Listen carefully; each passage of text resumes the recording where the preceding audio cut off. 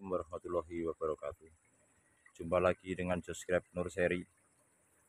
Untuk video kali ini saya akan tunjukkan kepada kawan-kawan.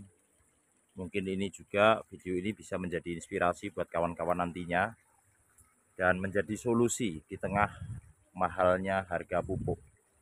Sehingga kita harus berinovasi karena pupuk sekarang ini, pupuk pabrikan relatif mahal, terutama pupuk-pupuk impor.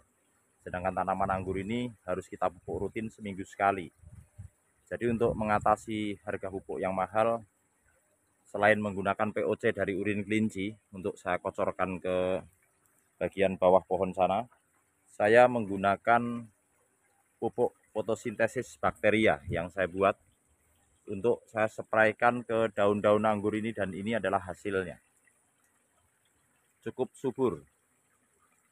Dan pengaplikasiannya kita berikan seminggu 2 kali untuk penyemprotan. Ini dengan cara spray ya, jadi ini aplikasinya kita spray dan penyepraiannya bukan di permukaan daun tetapi di balik daunnya. Jadi jangan salah ya, untuk pengaplikasian pupuk fotosintesis bakteria yang saya aplikasikan pada pohon ini, rekan-rekan mengaplikasikannya di bagian balik daun, bukan di atas daun. Kenapa demikian? Karena tempatnya stomata berada di balik daun ini. Atau apa itu stomata? Stomata adalah mulut daun yang tidak nampak jika dilihat secara kasat mata, tetapi dia bisa membuka dan menutup seperti mata. Jadi stomata itu berasal dari bahasa Yunani, yang artinya mulut daun yang bisa membuka dan menutup seperti mata pada jam-jam tertentu. Kapan stomata ini membuka, disitulah kita melakukan penyepraian atau pengaplikasian pupuk fotosintesis bakteria, yaitu jam 7 sampai jam 10 pagi untuk pagi hari ya. Kalau untuk sore hari jam 3 sampai jam 5. Karena kurang efektif apabila kita mengaplikasikan pada saat stomata sedang menutup. Jadi ini juga membantu tanaman dalam proses fotosintesis. Karena memang pupuk ini adalah bakteri fotosintesis atau PSB. Dan alhamdulillah penampakan pohonnya setelah saya aplikasikan selama 3 minggu, pertumbuhannya sangat atau perkembangannya sangat signifikan. Daun-daun mulai melebar seperti ini. Nih. Jadi membantu tanaman untuk berproses fotosintesis. Jadi tanaman itu akan berhenti fotosintesis pada saat siang hari jam 11 sampai jam 2, pada saat terik matahari terlalu menyengat. Dia akan menutup seperti mata. Ketika mata kita melihat matahari terlalu silau, maka stomata ini pun menutup. Dan stomata itu membuka pada saat pagi jam 7 sampai jam 10 dan jam 3 sampai jam 5 sore. Lah pada saat itu juga kita mengaplikasikan pupuk PSB secara spray di kebun ini. Seperti ini. Semuanya subur, dan alhamdulillah sejak saya menggunakan pupuk PSB ini, tanaman lebih kuat terhadap serangan jamur. Nih, tidak nampak jamurnya ya. Kalaupun ada jamur sedikit-sedikit itu hal yang lumrah karena ini ditanam di tempat terbuka tanpa greenhouse. Nih.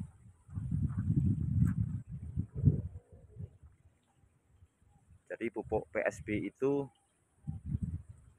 menurut saya cukup efektif jika kita aplikasikan pada tanaman anggur secara spray di daun-daunnya, di balik daunnya ya, jangan di permukaan daunnya. Dan ini video ini adalah contoh tanaman yang saya aplikasikan pupuk PSB seminggu 2 kali.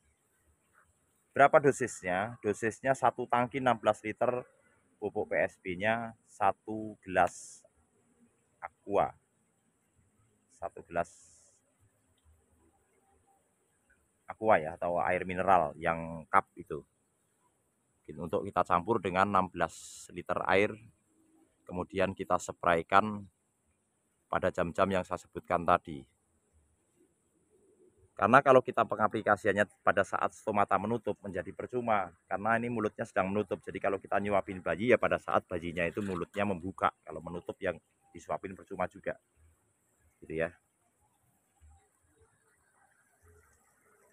Jadi kawan-kawan yang terkendala dengan atau saat ini mengalami sangat terasa sekali ya harga pupuk, termasuk di saya yang menanam dalam skala kebun ini cukup berat. Memang harga pupuk saat ini menurut saya cukup mahal ya, apalagi pupuk pabrikan. Tetapi kita tidak boleh menyerah karena tanaman ini harus kita rawat dan kita pupuk, sehingga saya mengaplikasikan pupuk PSB untuk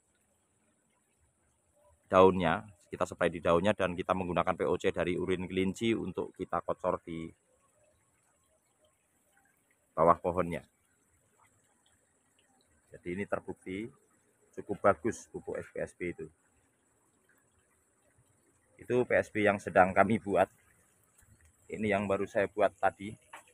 Saya lupa bikin videonya. Untuk video berikutnya nanti saya akan tutorialkan bagaimana cara membuat pupuk PSB. Ini seperti ini yang udah jadi. Ini merah. Terlihat ya.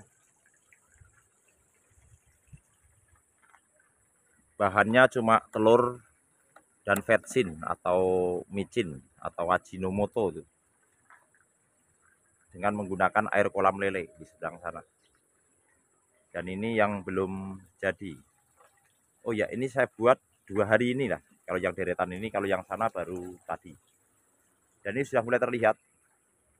Jadi bakteri-bakteri fotosintesis yang ada di botol-botol ini kita tidak membuatnya, tetapi kita memancing bakteri itu masuk, karena bakteri itu makhluk hidup sehingga saya tidak bisa ciptakan, tetapi kita mencoba memancing bakteri ini masuk ke sini sehingga POC ini warnanya dengan bahan yang sama belum tentu menghasilkan warna yang sama. Contohnya seperti ini.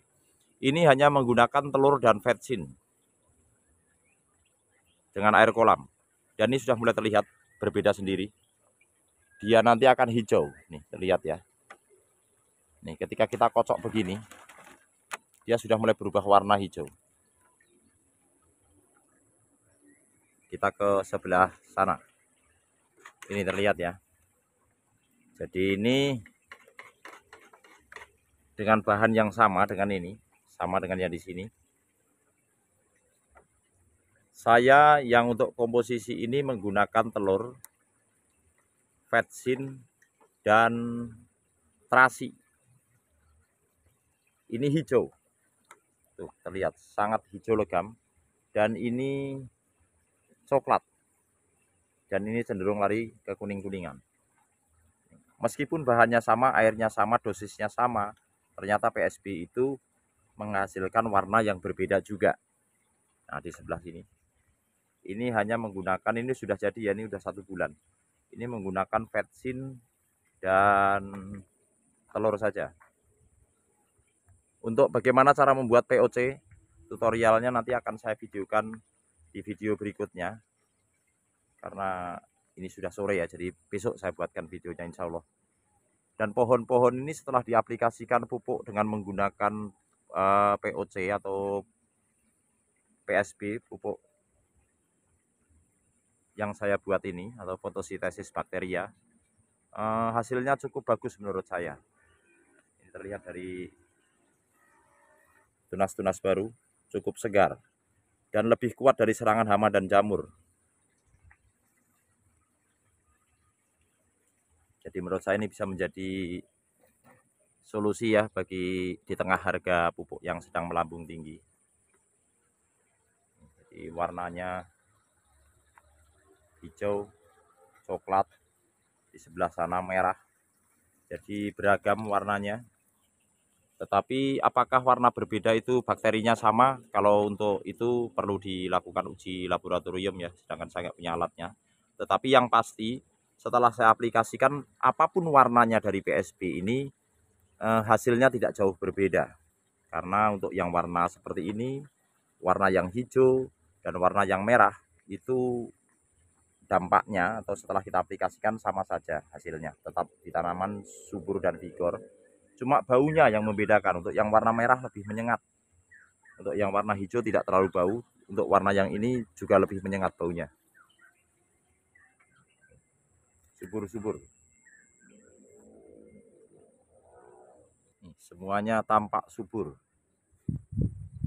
Ketika kita untuk saat ini sudah hampir 1 bulan saya menghentikan penggunaan pupuk kimia. Untuk saya gunakan eksperimen dengan PSB dan POC saja. Jadi di atasnya kita aplikasikan PSB, di bawahnya kita kocor dengan POC dari urin kelinci dan hasilnya cukup bagus. Ternyata tadi tidak bergantung dengan pupuk kimia. Terus untuk buahnya bagaimana? Karena ini belum saya buahkan, kita lihat nanti buahnya bagaimana. Tetapi ini sangat vigor daunnya tuh, lebar-lebar nih. Jadi ini hanya menggunakan PSB dan POC dari urin kelinci pemupukannya untuk kali ini, karena sekaligus ini untuk eksperimen saya apakah PSB itu bagus untuk tanaman anggur, dan alhamdulillah di tempat ini semuanya subur. Ini terlihat ya. Dan hebatnya lagi dengan pengaplikasian pupuk PSB ini tanaman lebih kuat terhadap serangan jamur, jadi tidak mudah terserang jamur. Nih, jamurnya tidak ada. Meskipun ditanam di tempat terbuka seperti ini di tempat terbuka ya, karena ini Josh Grape Nursery lokasi 2, kita tidak menggunakan greenhouse. Jadi di tempat ini full sun full rain. Jadi kalau hujan kehujanan, panas kepanasan. Cukup bagus. Jadi menurut saya PSB itu sangat bagus untuk tanaman anggur. Pengaplikasiannya kita spray. Waktunya seperti yang saya sampaikan tadi. Dan durasinya atau penyemprotannya seminggu 2 kali ya. Jadi 3 hari sekali lah kalau teman-teman bingung. Jadi 3 hari sekali kita semprot. Boleh pagi, boleh sore, kalau pagi jam 7 sampai jam 10, kalau sore jam 3 sampai jam 5. Kenapa jam demikian? Karena jam tersebutlah stomata daun ini sedang membuka. Ini juga PSB yang sedang kami buat. Ini melahirkan warna merah dan ini menghasilkan warna hijau. Hijau legam. Tuh. Ini dengan bahan yang sama, air yang sama, namun warnanya berbeda-beda. Jadi teman-teman jangan kaget jika loh kok PSB-nya berbeda-beda warnanya, padahal bahannya sama, dijemur di tempat yang sama, botolnya juga sama. Dosisnya dalam 1 botol ini kita menggunakan 4 sendok makan campuran telur dan vetsin yang telah kita aduk. Kemudian itu pun sama, dan kita jemur di tempat ini, hasilnya berbeda. Ini menjadi hijau, ini coklat, itu kemerah-merahan, ini hijau, itu hijau, ini hijau, dan itu malah belum berubah warna. Karena itu memang baru 1 minggu kurang ya. Kalau untuk ini sudah 3 minggu. Sangat hijau pekat. Jadi kalau PSB yang jadi itu tidak mengendap. Jadi tetap hijau sampai air-airnya ini hijau semua. Kalau mengendap terus kemudian jernih, tidak bercampur, itu kemungkinan besar PSB itu gagal. Jadi airnya harus berubah warna. Boleh warna coklat, merah marun, merah seperti jus jambu biji. Ini beda juga tuh, tidak mengendap ya. Jadi kalau airnya jernih kemungkinan gagal ya. Atau larutan campuran, adonan campuran antara vetsin dan telur yang kita larutkan ke dalam air ini mengendap terus dan air tidak berubah warna, kemungkinan gagal. Jadi kalau PSB yang jadi tetap hijau, tidak mengendap tuh, seperti itu. Warna boleh merah, boleh hijau, atau warna apa saja yang terbentuk, tetapi yang pasti tidak mengendap.